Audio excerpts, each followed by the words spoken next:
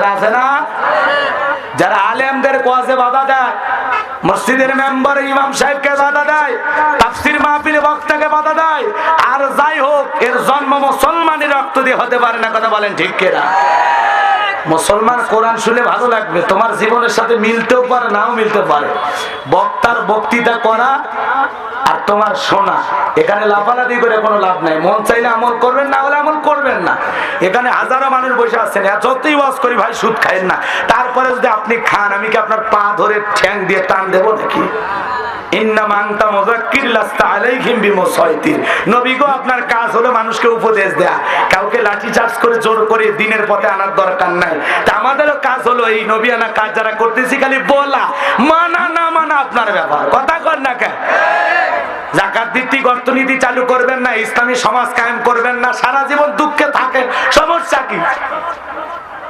আমার বলার দায়িত্ব আপনি যদি কোনোদিন বুঝেন, আল্লাহ যদি সঠিক বুঝ দেয়, আর নিজেকে পরিবর্তন এবং নিজের সমাজকে পরিবর্তনের জন্য যদি আপনি একবার মাঠে নামতে পারেন, বলা যায় না ওই একবার মাঠে নামাকে আল্লাহ কবুল করে এ সমাজে ইসলাম কায়েম করে দিতে পারে। কথা বলে ঠিক কিনা? আল্লাহর বিধান ছাড়া হত্যাকাণ্ড বন্ধ হবে না। এই যে ছোট ছোট দেখলেন একটা শিশু আয়া টুকরা টুকরা করে হত্যা করে বিদায় করেছে। আল্লাহর আইনের বিচার থাকলে কারো বাপের ক্ষমতা আছে? এ কথা বল না। আল্লাহর আইনের বিচার নাই, চুরি বাটপারি ডাকাতি দুর্নীতি কোনো কিছু আছে? খালি কি বলবেন, চতুর্দিকে খালি নাই নাই শোনা যাচ্ছে। কথা বল না। আর আমরা বলতেছি, আমরা কি তাম পৃথিবীতে এখন ইউক্রেন আর রাশিয়ার যুদ্ধের কারণে অর্থনৈতিক অবস্থা খারাপ। মানে এমন ভাবে আমরা কথা বলতেছি, মাঝে মাঝে মনে হয় এই দেশের মানুষই মনে হয় যুদ্ধের খরচ বহন করতেছে। কথা কর না কে?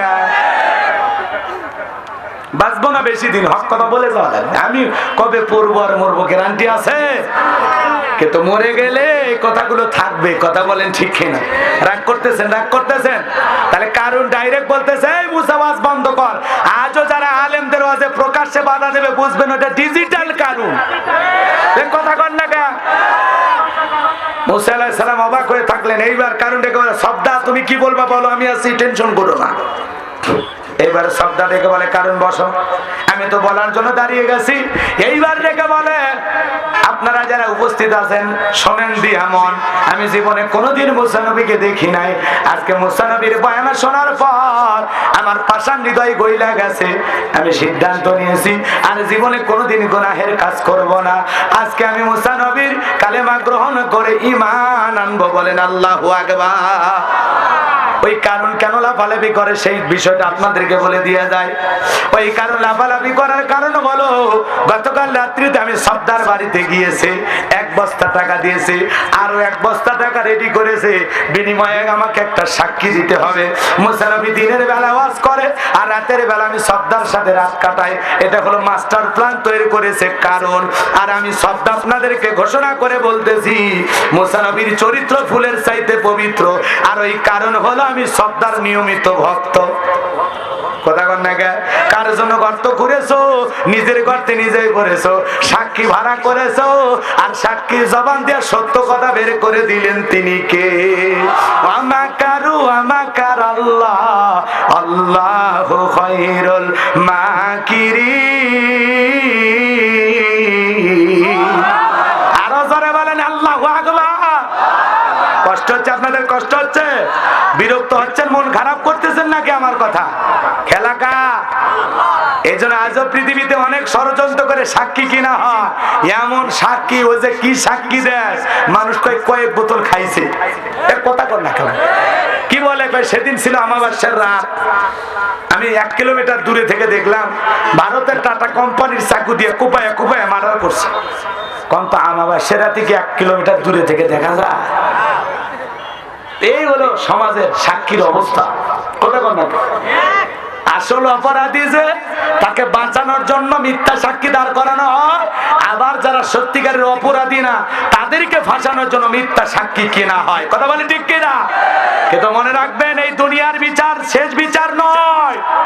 আমার আল্লাহ বলেন আহকামুল হাকিমিন, শেষ বিচার দিবস কায়েম করবেন আমার আল্লাহ। সেদিন কার প্রতি বিন্দু পরিমাণ জুলুম করা হবে না। কিন্তু আজকে যারা ক্ষমতার দাপটে সাধারণ মানুষের উপরে জুলুম করেছে, অত্যাচার করেছে, আল্লাহর আদালতে একদিন বিচার হবেই হবে ইনশাআল্লাহ। কথা বলেন না কেন? দুনিয়ার মুসলিম কষ্ট হচ্ছে আপনাদের? বিরক্ত হয়েছেন? এবার মুসা আলাইহিস সালাম রাগান্বিত হয়ে ডেকে বলে, এত রাগ মুসা নবীর জানেনই তো, আজরাইলকে পর্যন্ত থাপ্পড় মারে, তাহলে নবীর রাগ কম না বেশি? সেই মুসা আলাইহিস সালাম আল্লাহকে ডেকে বলেন, আল্লাহর কারণকে ছাড় দেয়া যাবে না, এ থাকলে সমাজ আরো খারাপ হবে। আপনি জমিনকে অর্ডার দেন, জমিন যেন তাকে গ্রাস করে ফেলে। এইবার হাঁটু পর্যন্ত চলে গেল, বলে ব্যাপার না, উঠতে পারবো। মাজা পর্যন্ত চলে গেছে, ভাই ব্যাপার না, উঠতে পারবো। গলা পর্যন্ত যখন জমিনের ভিতরে ডাইবে গেছে, তখন ডেকে বলল, মুসা ধন সম্পদ যা আছে সব তোমার, আর তোমার আল্লাহ, তুমি আমারে বাঁচাও। মুসা আলাইহিস সালাম ডেকে বলেন, আল্লাহুস সামাদ, আমার আল্লাহ হলেন অমুখাপেক্ষী, আল্লাহ কারো কাছ থেকে কিছু নেয় না, আমার আল্লাহ খালি দিয়েই যায়, দিয়েই যায়। আমার আল্লাহ কোনো বান্দার কাছ থেকে কিছু নেয় না। তোমার ধন সম্পদ সহ তুমি জমিনের ভিতরে চলে যাও, আর পৃথিবীর ইতিহাসে সাক্ষী থাক, তোমার মতো যারা সম্পদ আল্লাহ রাস্তায় যাকাত দেবে না, সম্পদ জমা রাখবে, তুমি কারণ আজকে তোমার যে পরিণতি হলো, ঠিক হাসরের ময়দানে যারা যাকাত না দিয়ে সম্পদ জমা রাখবে, তুমি কারণের সাথে হাসরের ময়দানে তাদেরকেও আল্লাহর দরবারে জবাব দেওয়া লাগবে। কথা বলে ঠিক কিনা? এই জন্য সম্পদ আল্লাহ রাস্তায় বিলাতে রাজি আছেন তো মুসলমান? রাজি আছেন তো? আল্লাহ কবুল করেছিল বলেন আমি। যাকাত দেবেন তো ইনশাআল্লাহ? যাকাত দিয়ে সমাজের বঞ্চিত মানুষদেরকে ওপরে ওঠার জন্য সুযোগ করে দেবেন তো ইনশাআল্লাহ? আমি যদি কারো ব্যবসার ব্যবস্থা করে দিতে পারি, কারো গরু ছাগল কিনে দিয়ে ভাগ্যের উন্নতি করে দিতে পারি, কারো অটো ভ্যান রিক্সা কিনে দিতে পারি, দেখবেন এই মানুষগুলো 5 বছর 10 বছর পরিশ্রম করে তারাও যাকাত দেওয়ার মতো উপযুক্ত হিসেবে করে উঠবে। কথা বলে ঠিক কিনা?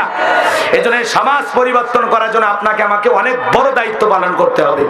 এইবার মুমিন বান্দার 4 নাম্বার গুনাহ বলে, আল্লাযীনা হুম লিফুরুজিহিম হাফিজুন। আল্লাহু আকবার বলেন। মুমিন বান্দার 4 নাম্বার গুনাহ বলে, যুবক নিজের যৌবনটাকে হেফাজত করো, নিজের যৌবনটাকে সংযত রাখো। কষ্ট হচ্ছে আপনাদের? বিরক্ত হচ্ছে নাকি? রাগ করতেছেন? ওটা ভাষা করেন না, শেষ করে যাবো ইনশাআল্লাহ। আর এখানে নামাজের জামাত হবে, এখানে নামাজের জামাত হবে না? হ্যাঁ, 4:15 মিনিটে জামাত হবে। কষ্ট হচ্ছে আপনাদের? আর কয়েকটা মিনিট দেওয়া যাবে না? কয়েকটা মিনিট দেওয়া যাবে না? কষ্ট হচ্ছে আপনাদের? পারবেন তো ইনশাআল্লাহ? বিরক্ত হবেন না? এরপরেও আপনাদেরকে বলতেছি, স্মৃতি হিসাবে যদি পারেন, আমার লেখা একটা বই আপনারা গাড়িতে গেলে পাবেন, ঠিক আছে? শেষ বিদায়, মরণের পর একজন মানুষকে কিভাবে বিদায় করতে হবে, একজন মৃত ব্যক্তিকে কিভাবে কোন নিয়মে গোসল করা যায়, স্বামী স্ত্রী মারা গেলে একে অপরকে গোসল করাতে পারবে কিনা, স্বামী স্ত্রী মারা গেলে মৃত ব্যক্তিকে চুমা খাওয়া জায়েজ না হারাম, অনেক গুরুত্বপূর্ণ মেসেজ দিয়ে বইটা লেখা আছে। তারপরে আত্মহত্যা করে কেউ মারা গেলে তার জানাজা যাওয়া জায়েজ না হারাম, জাহান্নাম সম্পর্কে, আখিরাত সম্পর্কে, ঈমান সম্পর্কে, কবরের সওয়াব সম্পর্কে, জান্নাত সম্পর্কে খুব গুরুত্বপূর্ণ মেসেজ দিয়ে 76 পৃষ্ঠার এই বইটা লেখা আছে। শেষ বিদায় মানে পরকালটা যেন আমাদের ভালো হয়, এই আশায় আমার এই বইটা লেখা। যদি পারেন স্মৃতি হিসেবে আপনারা নিয়ে যাবেন। মঞ্চ আছে, তাই না সাদিক? মঞ্চেও কিছু বই আছে, মুনাজাতের পরে, নামাজের পরে এখানেও পাবেন, আর গাড়ির ড্রাইভারের কাছে গেলেও পাবেন। মা বোনেরা সংগ্রহ করতে পারেন।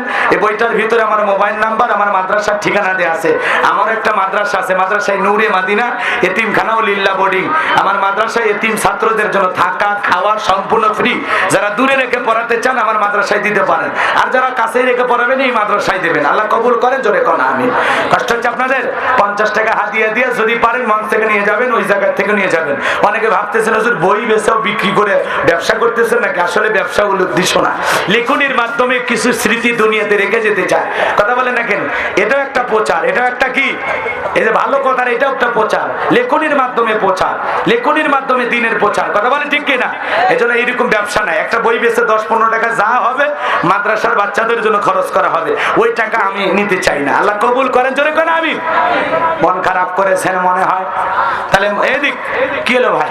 চলে গেলে বলেন, আমি দোয়া করে দিই, আমি বিরক্ত হইব না।